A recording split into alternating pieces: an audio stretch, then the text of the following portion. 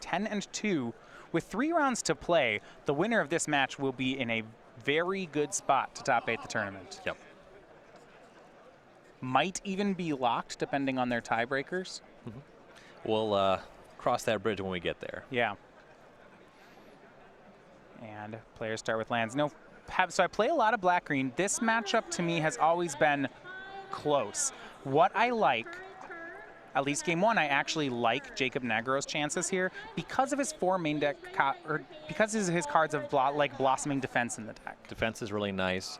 The Greenbelt Rampager actually demands pretty specific cards from the Grixis control deck. We see a attack for 2 from Winding Constrictor and a Walking Ballista. No third land from Nagro, but the Ballista's a 2/2. And Scott does not have a 2-mana kill spell. That's a pretty big win for the energy deck. Something you might be wondering about, a card that may or may not be in Scott's deck. There are no Hour of Devastations in the main deck. Yeah, now maybe there wasn't a 2-mana kill spell because Scott just had the answer at the ready. One of his 2 main deck copies of Sweltering Suns was in his hand, and on turn 3 he cleans up the board. That is the sweeper of choice here, and in most of your matchups in a lot of spots, it is just more efficient and powerful. And Nagro misses again in a big way. Plays Greenbelt Rampager, only gets 1 energy, and just passes. This is a very tough spot for Nagro. He'll make Long Tusk Cub here on turn 5, but he still doesn't have a land.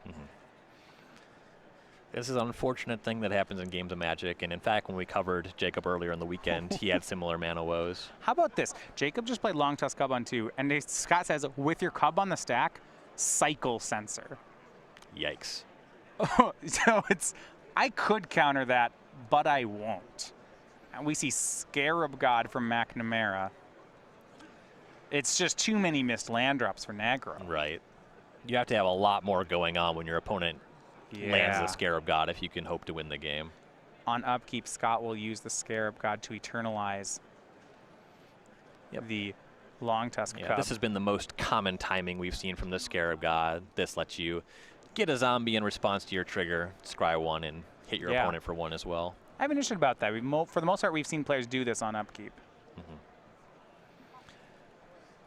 And Scott has multiple Glimmer of Genius in hand. The thing is, the Scarab God, it just wins games on its own.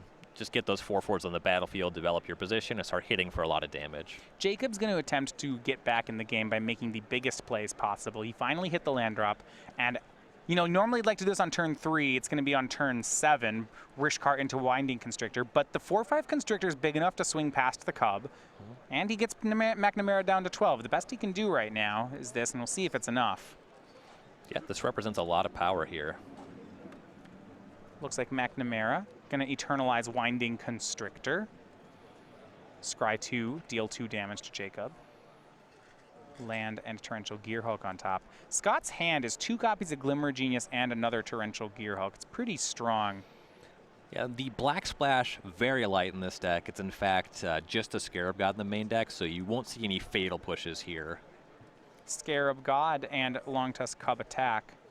Nagro not interested in trading away his Rishkar, and that makes sense.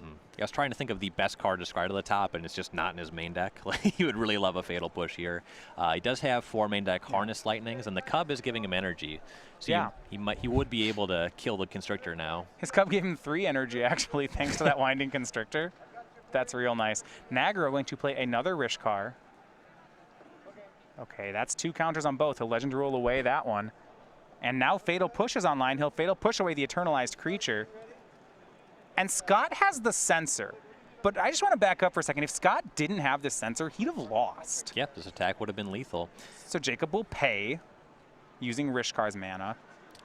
Problem is now, though, Scott has lethal crackback. Jacob's already down to 3. Yeah, and that's going to go ahead and be the game. So Scott McNamara takes game 1. Now, Scott got to coast in due to Jacob missing on land drops. Ryan, I'm a little interested in using Scarab God on upkeep as aggressively as Scott did. I normally like that play, but Scott's hand was Torrential Gearhulk, 2 Glimmer of Genius. With a card like Essence Scatter in his graveyard, it felt aggressive to be doing that on upkeep. And it's entirely possible you don't see that play if Jacob is just making his land drops and functioning at full capacity. Yeah, I mean, Scott was close. He could have lost that game. Yep. Black-green energy. I mean, Winding Constrictor is a great card when it doesn't die. We'll go ahead and look at the sideboards to go to the second game. For Jacob, 4 copies of Duress, 3 Gonti, 3 Doomfall, 2 Cartouche of Ambition, a Blossoming Defense, a Dispossess, and a Vraska's Contempt.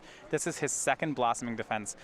I like Black-Green Energy as a deck. This, to me, seems like an excellent sideboard for the matchup. Yeah, you got a lot of good tools here. Duress will very often be very good in a matchup like this. Sure. You'll see Gonti come in a lot of spots where your opponent just has better spells than you. This may or may not be a spot for that.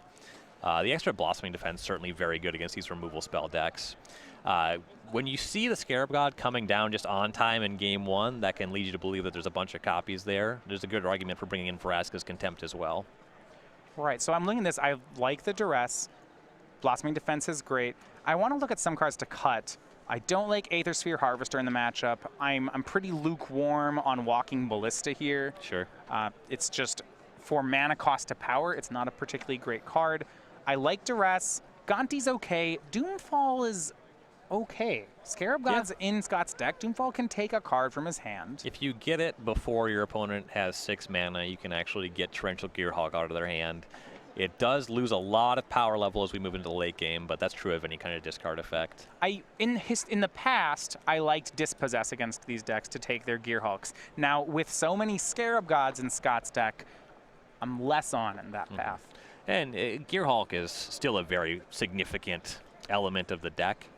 So you might see the Dispossess come in nonetheless, but you're exactly right. It won't stop Scott from being able to win games. All right, well, we'll look at Scott's sideboard. He has 4 copies of Whirler Virtuoso. Not actually a card I expect to see in a sideboard, but 4 are there. He has the Negate Duress cards as well, 3 and 2. 2 copies of Battle at the Bridge, 2 Doomfalls of his own, a Magma Spray, which is number 4, and then the second Abrade in his sideboard. So you got to figure the Whirler Virtuosos are mostly for the red matchup. Just get a couple creatures on the battlefield, just 1 toughness, creatures on the other side. Not really the greatest tool here. The Doomfalls are reasonable just because Jacob can present some pretty largely sized creatures. You can deal with those, and the Abrade is another answer to Winding Constrictor is very good. Yeah, I like Abrade, I like Doomfall. Battle at the Bridge can be a kill spell. It can gain you life. It's pretty slow. Would you board it in? I'm not into it. Yeah, I'm actually surprised to see that in a deck with so few artifacts to improvise off of. I feel like this is part of a plan where he plays Battle and Virtuoso.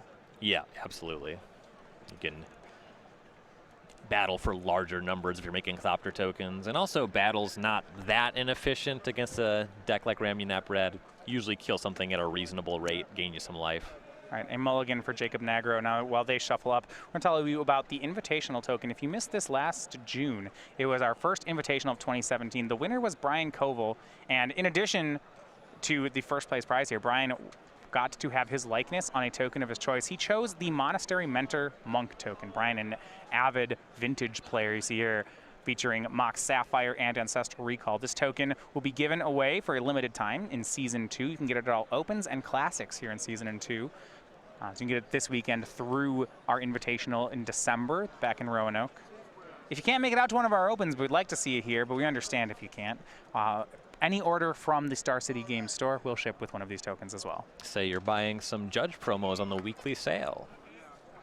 Judge promo's got to be at least $5. I don't think that's a problem. Yeah, I can't think of any that would be worth less than that. I'll say another mulligan for Jacob. This is his second trip to the feature match area. I don't know if we've seen Jacob play a 4th land. I guess he played 4 on the last turn that game. The last time he was here, it was a similar story. Yeah, clearly he's been winning a lot. We just have not really seen his deck perform on camera, which is unfortunate. Yeah, he has 10-1 off camera so far. That's great. Even with a loss here, he's live for top 8.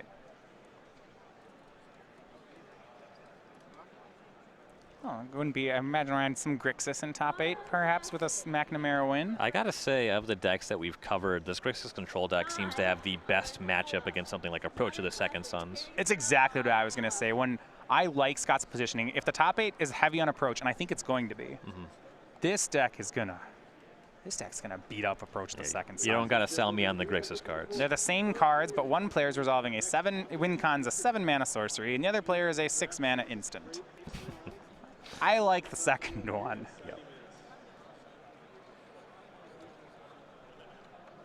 Winding Constrictor swings in from Jacob. He plays Walking Ballista on turn 3. So despite only on 5 cards, he's got a lot of good things to do here as he casts Attune as well. Now Problem is he's down to 1 card, but Scott actually hasn't done anything yet. Yep. Now here's the check for the turn 3 Sweltering Suns. That was a really nice sequence by Jacob, too, to go Ballista, then Attune. He's playing around Censor there. Yep. He's already got plenty of mana to work with. Not really a huge deal if the Attune gets censored. Opt end step for Scott. He just plays a land and passes, so no Sweltering Suns. Scott's going to take some damage here. Yeah, this is a nice opening for Jacob. Now, I'm interested to see how Jacob plays the 4th land here to pump Walking Ballista. Scott did pick up Magma Spray. Jacob swings, tries to pump, and Scott gets him with the Magma Spray. Jacob will shoot for 2. There was a chance to avoid that for Jacob. Yeah, could have just passed priority there and left up the activation. I like that he's trying to push the advantage. Yeah, I mean, the only way he gets blown out, Scott would have had to have drawn Magma Spray that turn. Because if Scott had it previously, the Magma Spray would have already hit the Walking Ballista. Right. Unless Scott was particularly greedy. Though Jacob did mulligan a couple times this game. Not clearly had much else to do with the mana. A swing puts McNamara down to 12. Jacob's going to try for Glint Sleeve Siphoner, and Scott's going to disallow. Yep, that was a good one to counter. Yeah, Jacob only has 1 other card in hand, and he'll cast it. It's Walking Ballista. Now, keep in mind, there's some mana issues here for Scott. He had to use an Aether Hub to cast that disallow. He only has single blue, and he's down to 1 energy on these hubs. His deck is not flush with ways to make more energy either. He doesn't have a ton of double blue spells. It's those disallows, it's Torrential Gearhulk. The basic island will cast most of his spells. A Braid takes down Winding Constrictor. Go back to Jacob. He makes a Ballista a 3/3 and hits Scott to 9. He's getting pretty close to lethal here. Plays his last card. So 6 lands and a 3/3 Ballista is what Scott will have to answer. If Scott can produce a Torrential Gearhulk or another Braid, that'll clean up that Ballista. Yeah, Gearhulk flashing back a Braid would just be pretty strong. Looks like he's full of lands, though. A disallow and 4 lands in hand? Well, there's also a Scarab God, but that's not game over, and especially not if Jacob's going to draw Verdurous Gearhulk. Here's a 7/7 Ballista. It swings in, and Scott has to chump block. It's a pass from Jacob. Yo, this Ballista, this is so easily lethal next turn. There's not much Scott can do about this. Taps 2 Aether Hubs, cycles a land, draws. I think he hit an Abrade. Well, he needs 2 Abrades, I guess. Yeah, you can't Abrade either of these creatures and actually survive next turn unless you have something for the other. You're right, because when he kills the Ballista, he takes 7. Yeah, and he doesn't have 2 Abrades. He picks up the cards, and despite the mulligan to 5 for Jacob on the play, he actually takes game 2 and evens this out. Yeah, he's just able to leverage a significant battlefield position in the early game, and Scott's deck just couldn't recover. Yeah, Jacob has had some terrible luck here on camera, and just decides to make his own luck. 5-card hand, whatever. We'll do what we can. Yeah. And we're gonna go to a 3rd game here. So Ryan, talk to me, what happened there for Scott's deck? 7 cards. It just felt like Jacob had all these 2-mana spells, and Scott, I don't know, I felt like he didn't have enough kill spells. He is somewhat light on relevant kill spells, to be entirely honest. He's pretty heavy on counter spells, and then he has those Magma Sprays. Well, Magma Spray can't kill Winding Constrictor, and that's really a big issue here. I wonder if it's possible for the deck to go heavier on black mana and just get access to Fatal Push. It will result in more of your lands entering the battlefield tapped. There's really no way around that. But just the efficacy of Fatal Push relative to Magma Spray with the creatures that people are playing right now, that might be the correct way to go. Yeah, so when you look at removal, especially post-board, he's got 4 Harness Lightning, 2 Abrade. We can count any number of Magma Spray, and then those 2 Sweltering Suns. So it's like he has 8 removal spells and some Magma Sprays. 4 Censor, 2 Essence Scatter, 4 Disallow. That's a lot of counter spells. Now, on the play, these feel a lot more real. Yes, absolutely. But I'm not seeing, you mentioned possible Fatal Push. He could play Lightning Strike. He could play more Abrades. In the past, we've seen Blue-Red do a little more of that.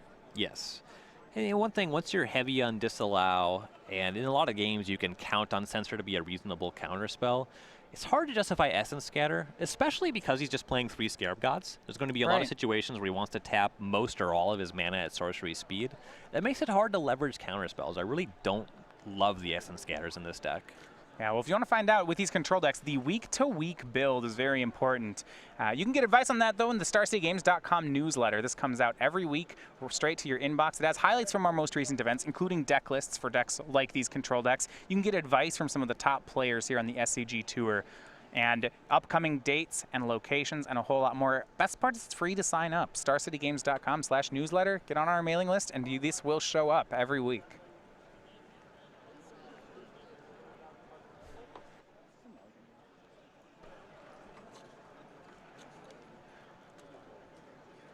Yeah, and I like your point with Scarab God. I really like the card, but it encourages you to play creatures at sorcery speed. So I would not want to have these 10 counter spells with it. I wouldn't. I mean, I like some disallow. I'm 4. I'm very into 4 Censor, and sure. I think you definitely want 4 disallow in the 75. I think 4 in the main deck is forgivable. It might be something like a 2-2 split or even a 3-1 split. Yeah, that's whatever. But this 9th and this 10th counterspell, I think we're going a little bit overboard. Well, especially with the creatures that are seeing play right now. So let's compare. He's got 2 Essence Scatters where he could be playing 2 more Braids. How many creatures are people regularly playing that don't die to a Braid right now? There are some that are big ones on that test that Essence Scatter is very good against. For example, Hazoret. You want to have a counterspell there. But 8 counterspells is a lot. There's a pretty good density for that. Game number 3. Scott gets 2 lands in play. Jacob had a turn 1 Greenbelt Rampager. Then he'll go for Long Tusk Cub. We do get to see some advantage. Scott's deck's so much stronger on the play because the cards like Censor and Essence Scatter get value. Here's Long Tusk Cub. It looks like Scott's debating between Censor and Magma Spray. He'll convert the Magma Spray while he can. Yeah, any window for Magma Spray in this matchup, I think you just have to jump on. Jacob's deck's really good at invalidating that card. Doomfall drawn for Jacob. It's good in the matchup, but there's a problem here. It feels like Jacob's mana has never cooperated. It's 3 basic forests. He doesn't have black yet. He will tap green twice to make this Greenbelt Rampager. And Scott decides the window for Censor has passed. 4th land says go. Yeah. Rishkar from Jacob. This would have been a time for Censor. And it is. It is. Scott has another. So Rampager swings for 3. Jacob's lands again not cooperating. No green mana, he'll pass. Or no black mana, rather. 5th land for Scott. Could hold up Glimmer, cast Scarab God. And with the mana down, Jacob has a turn. To Doomfall the Scarab God. Yeah, I like this a lot. Attunes, finds the swamp. This is good. Jacob's board presence, I think he'd like it to be bigger. He really... He would like it if he had another creature in play. Yep. Though we've covered him, this is our 2nd time covering him. He's just done a great job of leveraging the cards that he was dealt. You know, this is the best he can do. That Edict effect, target opponent exiles a creature he or she controls. They pick, but Scott only had 1 creature, so Scarab God is gone. Greenbelt Rampager swings in for 3. Scott down to 14. He will cast Opt. He's looking for a land drop. Hand Glimmer of Genius, Torrential Gearhulk. A lot of cards in waiting. Yeah, those are good holdings. And there's the land 6. It is a tapped land. So he'll have a Glimmer on end step here. He's going to... I suppose once you get the Gearhulk down, that's a very good answer to the Greenbelt Rampager. His deck doesn't have a lot of removal spells that hit it, so if Jacob has like another Doomfall and can get the Gearhulk out of the hand, that'd be a big win for him. Yeah. Jacob's going to cast Winding Constrictor. Then he'll attune, get a bonus energy to send him up to 5 thanks to the snake. Gets another swamp, 2 mana remaining. He does have that second Doomfall you mentioned in his hand. Now, if you're on Jacob's side, or if I was playing his deck, I would think, what are the odds my opponent has Hour of Devastation in his deck? Right now, do you have a good feel for, like, what's the stock Grixis, blue-red? I know there's no stock list, you know, but yes, no, maybe. What's your feeling? You've seen a lot of counterspells. You've seen Sweltering Sun specifically. Those sweepers kind of compete for the same slots.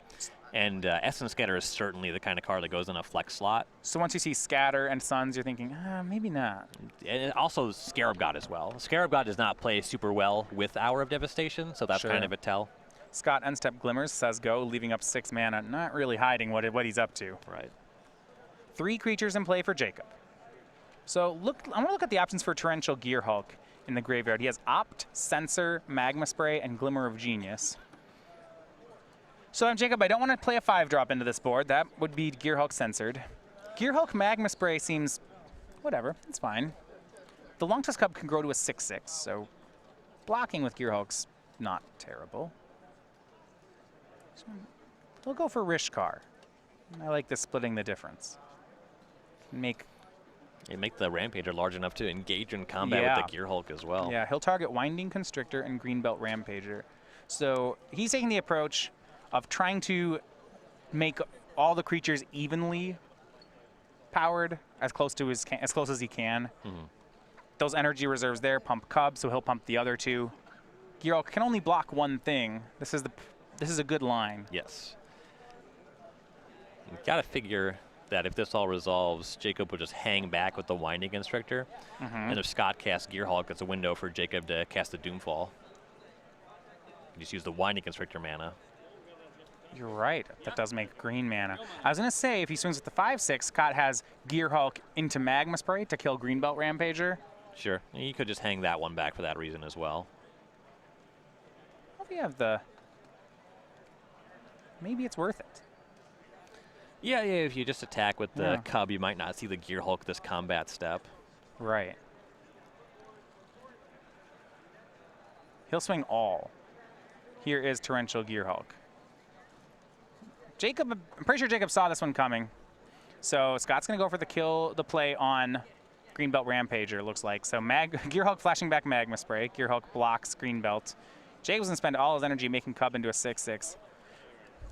Right, I'm looking at comes across for a lot of damage. Yeah. How many Torrential Gearhulks have been cast with Glimmers in graveyards but are choosing other cards? Scott's down to 1 on the swing. It's just you're never going to get that square. I'm amazed at how difficult that square has been. Scott down to 1 on the attack. And it is hard for Grixis to deal with a very large Longtusk Cub because you mentioned no cards like Fatal Push.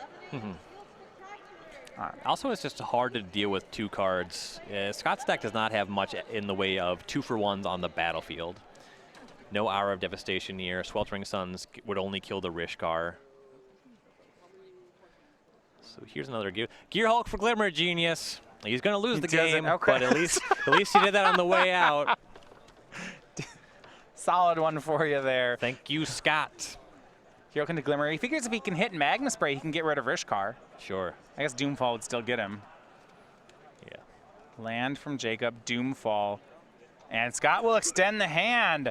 And what a comeback here after the mulligan to 5 on game 2. Then Jacob Nagro managed to take game 3 despite missing black mana for so long. His deck's not cooperating still, but Jacob made the best of what he had, and he got the win.